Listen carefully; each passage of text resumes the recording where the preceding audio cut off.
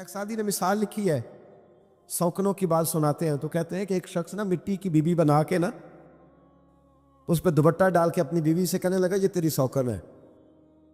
تو شام کو واپس گھر آیا تو اس نے مٹی کی عورت بھی ساری توڑ ڈالی تھی. یہ غصہ ہوتا ہے نا اپنے شریک پہ. مشرکین مکہ رسول کریم صلی اللہ علیہ وسلم کے بارے میں معاذ اللہ باتیں کرتے تھے تو حضور اللہ کے دیے ہوئے علم سے انہیں جان لیا کرتے تھے.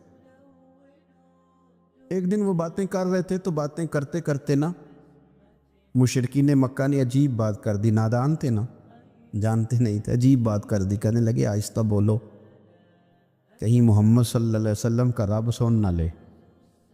آہستہ بولو، اونچی بات نہ کرو، کہیں مصطفیٰ کریم علیہ السلام کا خدا سن نہ لے. تو اللہ نے آیت نازل کر دی، فرمایا نادانو وَأَسِرُّوا قَوْلَكُمْ اب اجہاروا بھی، آہستہ بولو یا اونچا بولو. اور شارحین نے مفسرین نے لکھا ہے نہ بھی بولو، آہستہ بولو یا اونچا بولو یا بے شک تم کوئی بات زبان سے ادا نہ بھی کرو. اِنَّهُ عَلِيمٌ بِذَاتِ الصُّدُورِ، رب تو تمہارے دلوں کے حال جاننے والا ہے. اسے تو پتہ ہے تم نے سینے میں کیا چھپایا ہے، حسد چھپایا ہے کہ رشک چھپایا ہے، عداوت چھپائی ہے کہ محبت چھپائی ہے. اسے تو پتہ ہے، اسے خبر ہے. اس لیے کہ وہ نظر ہی تمہارے دل پہ رکھتا ہے، اسے پتہ ہے تمہارے اندر کیا ہے. ہم لوگوں نے نا اپنی سارے معاملات دنیا داروں سے، لوگوں سے، یاروں سے، دوستوں سے وابستہ کر لیے. ہمیں تعریف بھی بندوں سے چاہیے، ہمیں اچھے ہونے کا جو ڈگری ہے وہ بھی بندوں سے چاہیے. ہم بندے بڑے نیک ہیں، یہ بھی لوگ کہیں تو پھر ہم مطمئن ہیں. ہم صحیح رستے پہ چل رہے ہیں، یہ سند بھی بندوں سے چاہیے. ہر بات پر اعتماد خلق، ہر وقت لوگوں پر ہی دھیان، لوگوں پر ہی توجہ، لوگوں کے معاملات ہی ڈسکس کرنا. بھئی یہ تو تیرے ذمہ ہی نہیں. تجھے تو کہا گیا ہے کہ وَمَن يَتَوَکَّلْ عَلَى اللَّهِ، تو اپنے رب کی ذات پر بھروسہ کر. فَهُوَ حَسْبُهُ، وہ تیرے لیے دنیا میں بھی کافی ہو جائے گا، آخرت میں بھی کافی ہو جائے گا. وہ تیرے لیے کافی ہے تیرا رب رسول. تو اللہ رسول کی جانب توجہ کر. ہماری ساری معاملات بندوں کے ساتھ مطلب فلانے کو کیا مل رہا ہے، فلانا کدھر جا رہا ہے، فلانے کے پیسوں پہ میرا کتنا حق ہے، فلانا آگے نکل گیا، فلاں پیچھے رہ گیا، فلاں نے محبت سے نہیں دیکھا، فلاں نے یہ کر دیا. اب ساتھ چھوڑیں، یہ تو ہر وقت تو ذکر آپ کو اللہ کا کرنا تھا. یا ایھا الذین آمنوا اذکروا اللہ ذکرا کثیرا وسبحوہ بکرۃ وعصیلا. یہ جو آپ ہر وقت بندے بندے کر رہے ہیں یہ تو آپ کو حکم ہی نہیں ہے. آپ نے تو ہر وقت اللہ اللہ کرنی تھی. تو جو کام کرنے کا تھا وہ چھوڑ دیا، جو نہیں کرنا چاہیے تھا اس پہ بحث شروع کر دی. پھر دل کے اندر مد و جزر خراب ہوتے ہیں، قلبی واردات بگڑ جاتی ہیں، حسد پیدا ہوتا ہے، انسان کو لالچ پیدا ہوتا ہے، انسان حریص ہو جاتا ہے، انسان لوگوں سے عداوتیں پال لیتا ہے. کبھی ایسا کام نہ کرے. شہد بڑا میٹھا ہوتا ہے.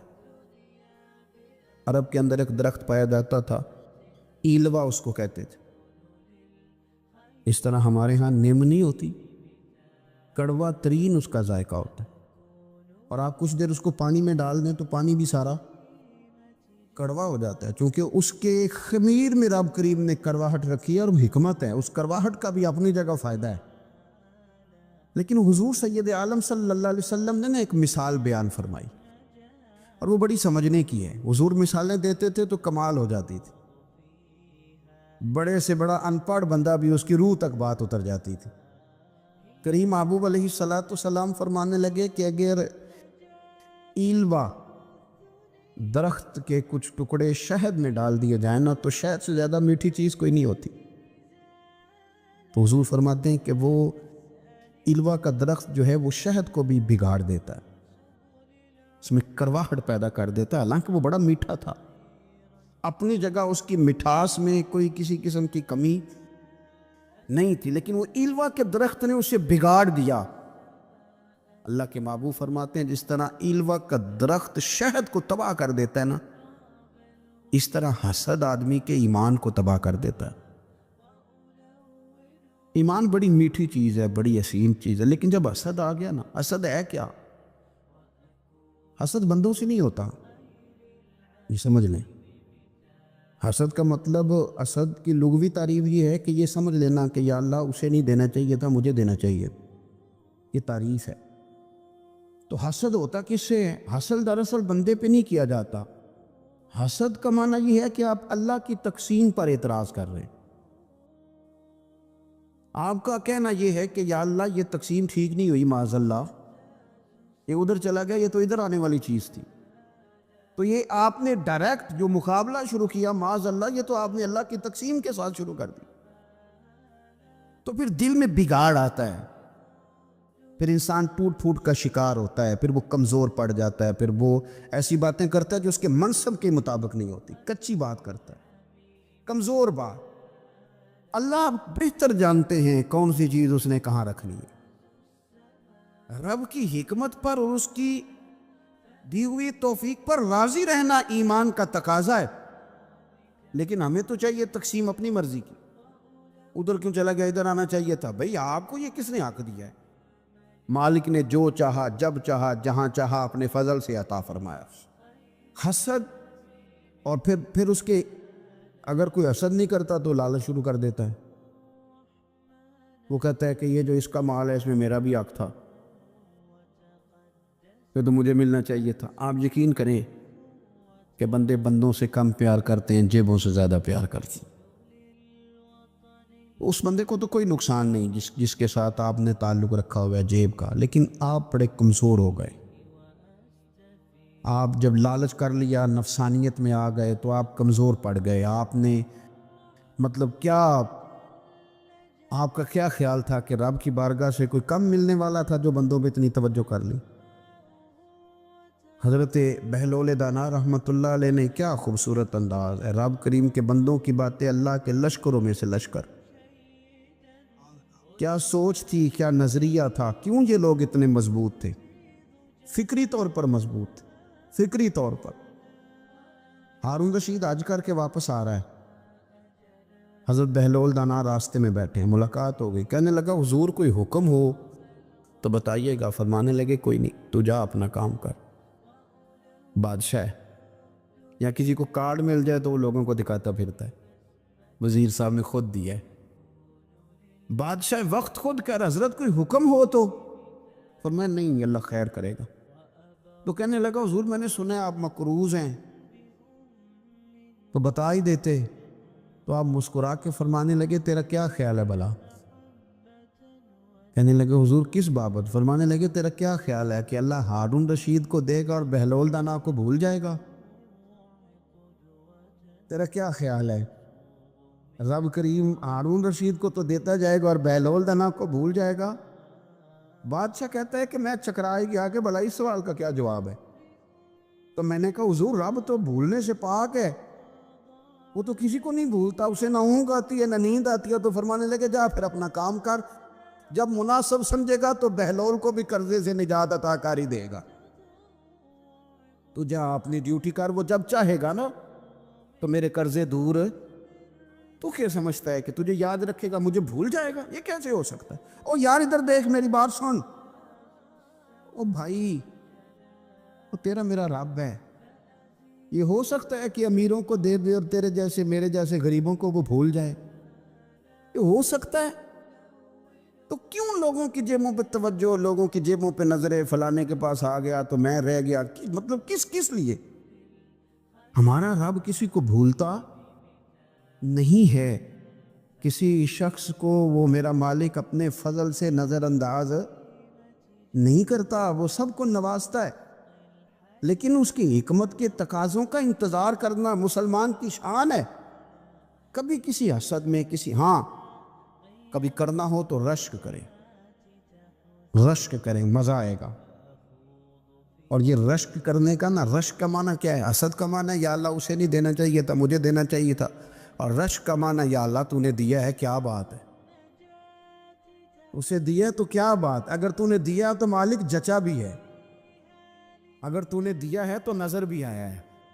اگر تو نے دیا ہے تو پھر کیا بات ہے، کمال ہو گئی، وہ نظر آ رہا ہے۔ اور یا اللہ اسے دیا ہے تو میں بھی تیرا بندہ ہوں، اسے بھی اور دے اور مجھے بھی عطا فرما۔ یہ رشک ہے، رشک کا نا حضور نے حکم دیا ہے، نبی پاک نے رشک کا۔ ہمارا یہ مسئلہ ہے کہ ہم نا جو کرنے والا کام ہے وہ نہیں کرتے، رشک کریں۔ بخاری مسلم میں حدیث ہے، نبی پاک صلی اللہ علیہ وسلم نے فرمایا 2 بندوں پر رشک کرو۔ کہو کیا بات، رشک کرو 2 بندوں۔ یا رسول اللہ کون کون سے؟ فرمایا ایک وہ مالدار جسے اللہ دولت دے اور وہ صبح بھی رب کے رستے میں خیرات کرے اور شام بھی رب کے رستے میں خیرات کرے، یہ قابل رشک ہے۔ کہو تیری کیا بات ہے بھائی، کیا تجھے اللہ نے نوازا ہے، اور اس پر رشک کرو، کوئی اللہ اسے اور دے تاکہ یہ تیرے بندوں پہ اور احسار کرے اور تیرے بندوں پہ سخاوت کرے، اور اللہ اس کے فعل تصدق ہمیں بھی عطا فرما۔ اور حضور فرماتے ہیں ایک مالدار پر جو صبح و شام سخاوت کرے، اور ایک اس عالم پر جسے اللہ قرآن کا علم دے، وہ صبح بھی لوگوں کو قرآن مجید کے ترجمے تفسیریں قرآن کے درس سکھائے اور شام بھی لوگوں کو قرآن مجید کے درس عطا فرمائے۔ اس پر رشک کرو، کہو کیا بات ہے یار تیری، تجھے اللہ نے کتنا نوازا۔ قابل رشک لوگوں پر رشک کرو، ان کی تعریف کرو، ان کے لیے اچھے کلمات ادا کرو۔ معاشرے میں حسد پرموٹ ہوا ہے، اگر کبھی رشک پرموٹ ہوتا نا تو عزتیں بڑھ جاتی، محبتیں بڑھ جاتی، خلوص میں اضافہ ہوتا، لوگ ایک دوسرے کے قریب آتے۔ ہم نے کسی فضیلت والے کی فضیلت کو تسلیم کرنے سے انکار کر دیا، ہم نے کسی بڑائی والے کی بڑائی کو تسلیم کرنے سے انکار کر دیا، ہم نے حسد کیا، ہم نے لالچ کیا، ہم حریص ہوئے۔ اس کا نقصان یہ ہوا کہ لوگ ایک دوسرے کے پاس رہتے ہوئے پاس نہیں رہتے، ایک دوسرے کے ساتھ وقت گزار رہے ہوتے ہیں لیکن ان کے بارے میں رویے ان کے سخت ہوتے، لب و لہجہ تلخ ہوتا ہے۔ جب وہ کسی کے بارے میں بے لاگ تبصرہ پوچھا جائے تو غلط باتیں کرتے۔ رشک کریں، دیکھیں نا حضرت ابو بکر صدیق اور رضی اللہ، حضرت عمر فاروق اور رضی اللہ، ساری زندگی دوڑ لگی رہی۔ حضرت عمر کہتے ہیں میں نے ساری زندگی دوڑ لگائی ہے کہ ابو بکر سے آگے گزر جائے، لیکن یہ دوڑ حسد والی نہیں، یہ رشک والی۔ فرماتے میرا دل کرتا تھا کہ میں نیکیوں میں ابو بکر سے آگے گزرتا ہوں، حضور کے عشق میں ابو بکر سے آگے گزر جاؤں، نبی پاک علیہ السلام کی اولاد کی محبت میں ابو بکر سے آگے گزر جاؤں، میں نہ خیر کے کاموں میں آگے گزروں۔ کہتے میرا ساری زندگی رشک کا رشتہ رہا، یہ رشتہ شاندار ہے، اس پر عمل کریں، اس پر توجہ کریں، بجائے اس کے کہ یہ کہنا کہ استاد جی کا فلانے سے زیادہ پیار ہے۔ پیار کی وجوہات تلاش کر، مرشد فلانے پہ نظر رکھتے ہیں تو میرے بھائی وہ نوٹوں کی وجہ سے نظر نہیں رکھتے، تو وجہ تو تلاش کرنا، وجہ کیا ہے؟ تو اپنے آپ کو اس طرح کا بنا، تو اس طرح کی کیفیات پیدا کر اپنے اندر۔ ہم کیا کرتے ہیں کہ رشک کرنے کی بجائے حسد کرتے ہیں۔ حسد نہیں کریں، اپنے آپ کو سنواریں، وہ رشک کی وجہ سے آپ سنوار سکتے ہیں۔ نبی پاک علیہ السلام کی پیاری زوجہ ام المومنین سیدہ عائشہ صدیقہ، بڑی شان ہے اس خاتون، بڑی عظمت ہے ان راہوں کے صدقے جن رستوں سے سیدہ پاک کی سواریاں گزرا کرتی ہیں۔ کیا درجہ اللہ نے دیا ہے سیدہ عائشہ صدیقہ کو، کہتی ہیں حضور کا وصال میری گود میں ہوا ہے، اور مولا علی شیر خدا فرماتے ہیں میں نے حضور کو سب سے زیادہ عائشہ صدیقہ سے پیار کرتے ہوئے دیکھا، اور عائشہ صدیقہ رضی اللہ تعالیٰ عنہ فرماتی ہیں میں نے حضور کو سب سے زیادہ فاطمہ الزہرا سے پیار کرتے تھے۔ یہ الگ ماحول ہے ان کا آپس میں۔ تو حضرت عائشہ صدیقہ اتنا بڑا مقام، لیکن وہ فرماتی ہیں میں نے ساری زندگی سیدہ خدیجۃ الکبریٰ پہ رشک کیا۔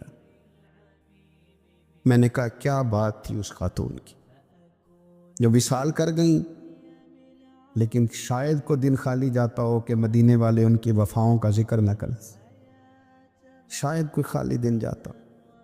کہتی ہے میں نے اتنا قابل رشک ماحول نہیں دیکھا، ایک دن حضور گھر میں گوشت لائے اور مجھ سے فرمایا عائشہ گوشت پکاؤ، تو میں اسے صاف کرنے لگی تو حضور فرمانے لگے شوربہ ذرا زیادہ کرنا۔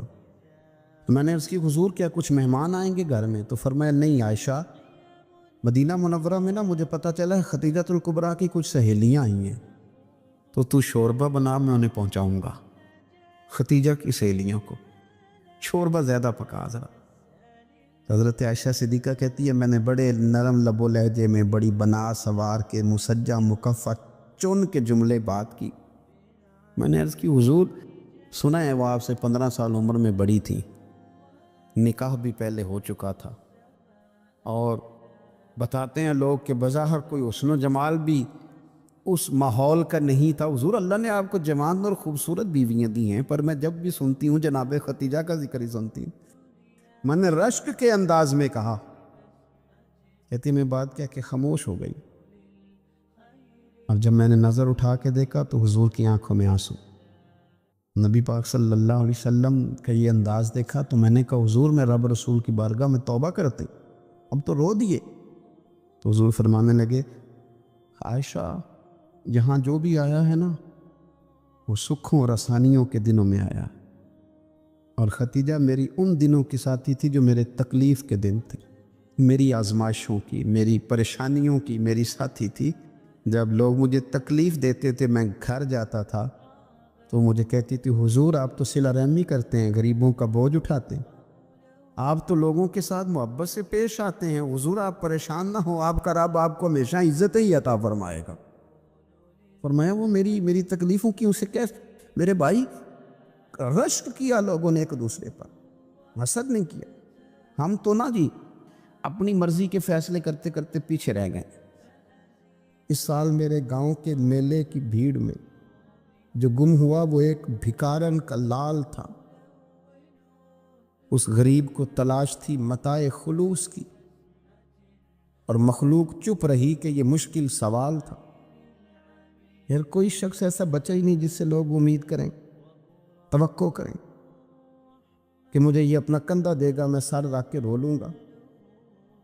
کوئی ایک ایسا شخص ملا ہی نہیں جس کے بارے میں لوگ کہیں کہ بڑا مخلص ہے یار۔ اتنی بڑی میرے محبوب کی امت، ہر حکومت غلط، ہر شخص غلط، ہر بندہ برا، ہر جماعت بری، اللہ کی رضا کے لیے کچھ لوگوں کے لیے فروغ محبت کا بھی فریضہ سر انجام دے۔ کیسے لوگوں کو یہ بات سمجھائی جائے؟ حضرت ابو ادریس خولانی رضی اللہ تعالیٰ عنہ تابعی ہیں، حافظ منذری نے الترغیب و ترہیب میں لکھا ہے، فرماتے ہیں کہ حضرت ابو ادریس خولانی کہ میں دمشق کی جامع مسجد میں گیا تو میں نے ایک چمکدار چہرے والا، سیاہ داڑھی والا، چمکتے دانتوں والا خوبصورت نوجوان نبی پاک کی حدیثیں بیان کرتا دیکھا۔ اس کے چاروں جانب حضور کے غلام بیٹھے تھے۔ میں نے ایک شخص سے کہا یار بڑا حسین چہرہ ہے، بڑا ہی خوبصورت انداز ہے، کون ہے بندہ؟ انہوں نے کہا آپ نہیں جانتے، یہ صحابی رسول حضرت معاذ ابن جبل ہے رضی اللہ تعالی عنہ۔ حضرت معاذ ابن جبل کا انتقال بھی کچھ 40 سال کی عمر سے پہلے ہو گیا تھا، لیکن ان پر حضور کا اعتماد اتنا تھا کہ حضور نے اپنی حیات ظاہرہ میں گورنر بنایا انہیں صوبے۔ چمکدار دانت، حدیثیں بیان کر رہے ہیں۔ حضرت ابو ادریس خولانی رضی اللہ تعالیٰ عنہ کہتے ہیں رش بڑا تھا، میرے دل میں خواہش ہوئی کہ آج تو لوگ زیادہ ہیں، کل آؤں گا ملاقات کروں گا۔ کہتے ہیں اگلے دن میں اپنی طرف سے سب سے پہلے گیا، پر حضرت معاذ ابن جبل تو مجھ سے پہلے مسجد میں موجود تھے، اور وہ نفل پڑھ رہے تھے، اللہ اللہ کر رہے تھے۔ تو میں نے ان کے ساتھ سلام لی، فرمانے لگے کیسے آئے ہو؟ تو میں نے کہا حضور کل آپ کو دیکھا ہے، آپ کی باتیں سنی ہیں، تو گویا آپ کا تو چہرہ ساری رات میری آنکھوں کے سامنے رہا، تو میں تو سویرے زیارت کی غرض سے حاضر ہوا ہوں۔ اللہ کی رضا کے لیے مجھے آپ اچھے لگیں، اللہ کی رضا کے لیے۔ کوئی بندہ ایسا بھی تو ہو نا، کوئی غریب، کوئی مسکین، کوئی عالم، کوئی صوفی، کوئی درویش، کوئی ذاتی تعلق نہ ہو، تعلق کیا ہو؟ اللہ کے لیے۔ آپ مجھے اچھے لگیں، حضرت سیدنا معاذ ابن جبل فرمانے لگے واقعہ ہی ایسا ہی ہے؟ عرض کی حضور بالکل ایسا ہی ہے۔ تو فرماتے میں نے چادر لی ہوئی تھی، حضرت معاذ ابن جبل نے میری چادر کو پکڑ کے کھینچا، فرمایا پکی بات کر یار۔ میں نے کہا حضور پکی کر رہا ہوں۔ تو فرمانے لگے سن، پھر میں نے نبی کریم سے سنا ہے، رسول کریم علیہ السلام نے فرمایا جو دو بندے رب کی رضا کے لیے پیار کرتے آپس میں، اللہ ان دونوں سے محبت فرماتا ہے۔ سن پھر اس کو یاد رکھنا، اللہ ان دونوں سے محبت کرتا ہے۔ حضرت ابو ادریس خولانی سے کوئی پوچھتا تھا نا کہ دنیا میں جانا ہے تو سرمایہ کیا ہے، تو فرماتے تھے یہ جو میں نے چادر لی ہوئی ہے نا، اس چادر کے اندر میرا وجود ہے، اور وجود کے اندر میرا دل ہے، اور دل کے اندر میں نے حضرت معاذ ابن جبل کو رکھا ہوا ہے، میں نے وہاں ان کا ٹھکانہ بنایا ہوا ہے، وہاں ان کا ٹھکانہ ہے۔ یہ دور نکتہ چی ہے، کہیں چھپ کے بیٹھ جا، اور جس دل میں تو مکی ہے وہیں چھپ کے بیٹھ جا۔ اقبال کہتے ہیں جس دل میں تو مکی ہے وہیں چھپ کے بیٹھ جا۔ دوستو، رسول اللہ صلی اللہ علیہ وسلم کے غلاموں نے مالک کی رضا کے لیے لوگوں سے پیار، فروغ محبت میں کردار ادا کی، اور بہترین کردار۔ آپ اپنی زندگی میں کچھ چیزیں ایسی بنائیں جن میں فقط اللہ کی رضا کے لیے محبت، خالق کی رضا کے لیے پیار، خالق کی رضا۔ آپ یقین کریں اگر تھوڑا تھوڑا کر کے ہم اس محبت کو فروغ دیں نا اپنے دلوں میں، تو بہت سارے بادل چھٹیں گے۔ ہم نے نا وہ تیزی سے دولت کو، لالچ کو، میں اکثر کہتا ہوں کہ میاں بیوی کا جو رشتہ ہوتا ہے نا، اس کو اللہ پاک نے نا قرآن پاک میں اپنی نشانیوں میں سے ایک نشانی قرار دیا ہے۔ ان دونوں کی وجہ سے گھر چلنا ہے، بچوں کی پرورش ہونی ہے، نظام زندگی۔ آپ گھر سکون کے لیے جاتے ہیں، اطمینان کے لیے۔ آپ اپنے گھر کے اندر جیسے بھی ہوں، آپ کہتے ہیں یہاں مجھے کوئی پریشانی، یا میرا اپنا بیڈ ہے، اپنا بستر ہے۔ لیکن اگر اسی رشتے میں جب آپ بیج بوئیں تو سب سے پہلے دولت کا بوئیں۔ اگر لڑکے والے یہ لالچ کرتے ہیں نا لڑکی کیا لے کے آئے گی، تو لڑکی والوں کا بھی لالچ ہوتا ہے کہ لڑکا کماتا کیا ہے۔ ان کو بھی پتہ ہوتا ہے کہ کتنے پیسے لاتا ہے، کیا کمائی ہے، کتنا کچھ جھاڑو پھیر لیتا ہے۔ آپ نے جب بنیاد یہ رکھی، مجھے دیانتداری سے بتانا کہ پورا نیک ہو، پورا شریف ہو، پورا پرہیزگار ہو، لیکن دولت صحیح نہ کماتا ہو تو رشتہ آسانی سے ہو جاتا ہے۔ وہ بس سارا کچھ ٹھیک ہے، چلو کمائی تھوڑی سی کم ہے، وہ مشکل سے گزارا ہوگا، وہ کہتے ہیں نہیں جی نہیں، بھوکے تو نہیں نہ مرنا۔ کیوں؟ ہم نے اس کے اندر جب دولت کو شامل کر لیا، آ گئی دولت، تب جس رشتے کی بنیادی دولت پہ ہوگی وہاں آپ وفا تلاش کریں گے، وہاں ہم خلوص تلاش کریں گے، وہاں ہم للہیت تلاش کریں گے۔ اللہ کرے ہو جائے، لیکن وہ ہمارے مائنڈ سیٹ میں یہ بات ہوتی ہے کہ یہ جو معاملہ ہے یہ گڑبڑ ہے۔ اگر رضائے الہی مقصود ہو، اگر اللہ کی رضا مقصود ہو، حضرت فاطمہ بنت قیس ایک صحابیہ تھی، انہیں طلاق ہو گئی، ان کے لیے دو رشتے آئے، ایک حضرت عبد الرحمن ابن عوف کا مالدار ترین آدمی تھے، اور ایک حضور کے غلام تھے، وہ بڑے غریب تھے، مسکین تھے۔ ان کے والدین کی خواہش تھی کہ عبد الرحمن ابن عوف سے شادی ہو جائے، وہ بھی تو بڑے نیک ہیں، پارسا ہیں، عشرہ مبشرہ ہیں۔ حضرت فاطمہ بنت قیس نے کسی بندے کی ڈیوٹی لگائی، کہنے لگی پتہ کرو نبی پاک کی رضا کیا ہے، حضور کی رضا کدھر ہے؟ تو پتہ چلا حضور کی خواہش غریب کی طرف ہے۔ تو وہ خاتون اپنے ماں باپ کو کہنے لگی میرا نا اس غریب سے رشتہ کرا دو۔ انہوں نے کہا پتر، بیٹیوں کے بارے میں ماں باپ بڑے احساس ہوتے ہیں، ہم چاہتے ہیں کہ عبد الرحمن ابن عوف مالدار ہے تو وہ بھی تو نیک ہے نا، حضور نے دنیا میں جنت کی بشارت دی، اور ان کا بڑا اعزاز ہے، حضور نے ان کے پیچھے نماز پڑھی، بڑا مرتبہ، بڑا مقام والا صحابی ہے، وہ تو غریب آدمی ہے، اور پھر حضور نے حکم تو نہیں نہ دیا، خواہش کا اظہار کیا ہے۔ اس بی بی کے جملے بڑے شاندار ہیں، کہنے لگی آپ مجھے اللہ کی رضا کے لیے نا میرے نبی کے حوالے کر دیں، مجھے امید ہے اللہ رسول مجھے کبھی ضائع نہیں فرمائیں گے، مجھے حوالے کرے رسول کائنات. چھوڑیں کو ضروری ہے دنیا داری ہر طرف دیکھنا. کہیں کوئی کام ایسا نہیں تو ہونا جو محبت کے زور پہ ہو, جو محبت کے لیے ہو. کوئی ہمارے پاس بڑے سارے لوگ آتے ہیں اور ہم اس قابل بھی نہیں جتنے لوگ آ جاتے ہیں. میں صحیح کہہ رہا ہوں, بالکل کوئی حیثیت نہیں 1% بھی. جب پلٹ کے دیکھتے ہیں تو شرم آتی ہے کہ یار اتنی دور سے بندہ چل کے آ گئے, اس کو کیسے سمجھائیں, کس طرح کر کے. تو ایک آدھ دن پہلے ایک بزرگ آ گئے اور وہ اچھے صاف ستھرا ان کا مزاج تھا, بڑے شاندار. تو میں زیارت کے لیے ہوں, تو میں نے کہا زیارت شیارت والا تو کھاتا کوئی نہیں, چلو آپ آ گئے ہیں تو کوئی حکم کریں. تو کہنے لگے کوئی حکم نہیں, میں اللہ کی رضا کے لیے آیا ہوں. یہ کوئی تقریر نہیں تھی, ایک خطبہ نہیں تھا, نہ ان کے سامنے سپیکر تھا, نہ وہ شور کر رہے تھے, نہ وہ نعرے لگوا رہے تھے, نہ وہ ہاتھوں پہ ہاتھ مار رہے تھے. اور اس بندے نے کہا اللہ کی رضا کے لیے آؤں, تو وہ بھی رو پڑے تو میں بھی رو پڑا. ختم ہو گئی بات. اب بات کو سمجھیں, یہ اتنا تگڑا رشتہ ہے نا یار. کسی رشتے کے بیچ برادری ہوتی ہے, کسی رشتے کے بیچ خاندان ہوتا ہے, کسی رشتے کے بیچ قبیلہ ہوتا ہے, کسی رشتے کے بیچ رنگ نسل ہوتی. وہ کتنا تگڑا رشتہ ہے کہ دو بندوں کا رشتہ ہو, ایک بیچ میں خدا ہو, دوسرے محمد مصطفیٰ ہو. آپ کتنا اسے مضبوط رشتہ سمجھیں گے جس کے بیچ اللہ رسول ہو. اتنا تگڑا رشتہ, اتنا مضبوط تعلق, اتنی وسعت اس کے اندر. اللہ کی رضا کے لیے حضرت موسیٰ کلیم اللہ علی نبینا علیہ الصلوۃ والسلام سے رب کریم نے فرمایا, کہا اے موسیٰ میری رضا کے لیے بھی کوئی کام کیا ہے؟ حضرت موسیٰ علیہ السلام نے عرض کی یا اللہ میں نے تبلیغ کی. تو فرمایا وہ تو آپ کی ذمہ داری تھی.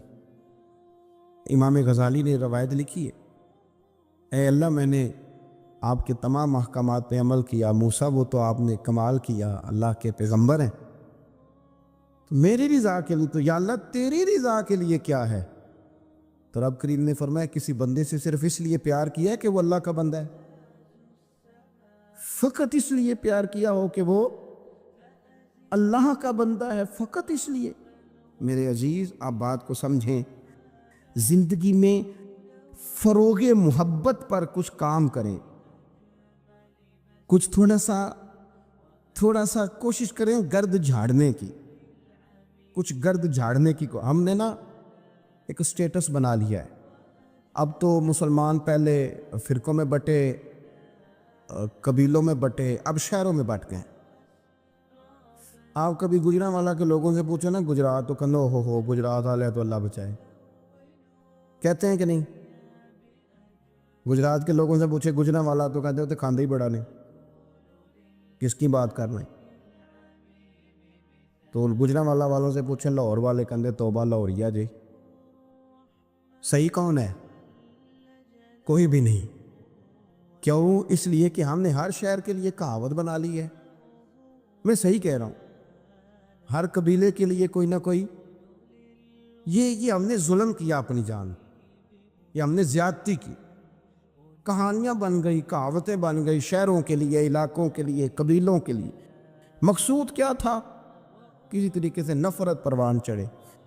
کھانا ہے نا, کھانا تو آپ جو کھانا کھاتے ہیں وہ اپنے ذائقے کے مطابق کھاتے ہیں.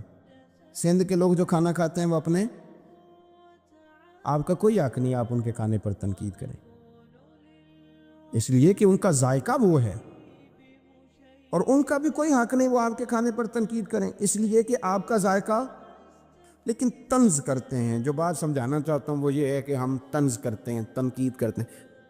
تضحیک آمیز لہجہ ہمارا ہوتا ہے, اس لہجے کے اندر کمزوری ہوتی ہے, اس کے اندر اس طرح کی بناوٹ ہوتی ہے کہ محسوس ہوتا ہے کہ ہم سامنے والے کو بڑا نفرت کی نظر سے دیکھتے ہیں.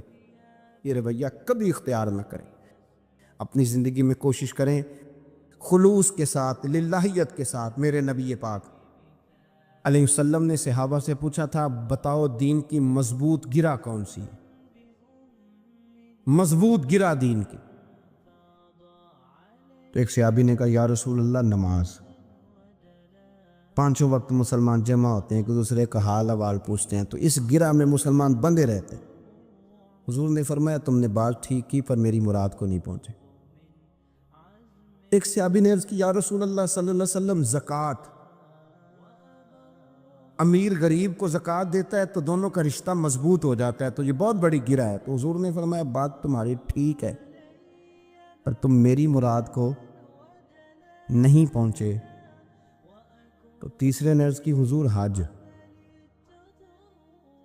مختلف رنگوں کے، قبیلوں کے، نسلوں کے، علاقوں کے لوگ آتے ہیں، ایک ہی لباس پہنتے ہیں، ایک ہی بولی بولتے ہیں، لبیک اللہم لب۔ تو یہ بہت بڑی مضبوط گرہ ہے۔ نبی پاک صلی اللہ علیہ وسلم نے فرمایا بات تمہاری ٹھیک ہے، پر تم میری مراد کو نہیں پہنچے۔ تو صحابہ نے عرض کی حضور پھر آپ ہی بتا دیں کہ اسلام کی مضبوط گرہ کون سی ہے جس میں مسلمان جڑ جائیں گے؟ نبی پاک نے فرمایا مضبوط گرہ محبت ہے۔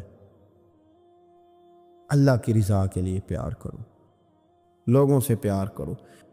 کوئی بندہ پھر تمہیں تلخ بھی ملے گا نا، تو تم چونکہ اس کے لیے نہیں کر رہے، اللہ کے لیے کر رہے، تو پھر تمہارے لیے سہنا بھی آسان ہو جائے گا، دیکھنا اور پرکھنا بھی آسان ہو جائے گا۔ رضائے الہی کی خاطر لوگوں کا پیار بخاری مسلم میں ہے۔ نبی پاک علیہ السلام نے فرمایا ایک شخص اپنی بستی سے چلا لمبے سفر پہ دوسری بستی جانے کے لیے، تو رستے میں فرشتہ ملا انسانی شکل میں۔ اس نے پوچھا کہاں جا رہے ہو؟ اس نے کہا اپنے بھائی سے ملنے جا رہا ہوں۔ فرشتہ پوچھنے لگا اس کا کوئی احسان ہے تمہارے اوپر، کوئی لین دین ہے؟ اس نے کہا نہیں۔ تو کہا پھر کیوں اتنا لمبا سفر کر رہے ہو؟ تو کہنے لگا یار میں اللہ کی رضا کے لیے اس سے پیار کرتا ہوں، اللہ کی رضا کے لیے، تو اس لیے جا رہا ہوں۔ تو سنیں یہ بخاری مسلم کے لفظ ہیں، حضور فرماتے ہیں وہ فرشتہ کہنے لگا سن پھر، میں انسان نہیں میں فرشتہ ہوں، اور مجھے رب کریم نے بھیجا ہے یہ کہنے کے لیے کہ اگر تم دونوں اللہ کی رضا کے لیے ایک دوسرے سے پیار کرتے ہو تو اللہ تم دونوں سے پیار فرماتا ہے۔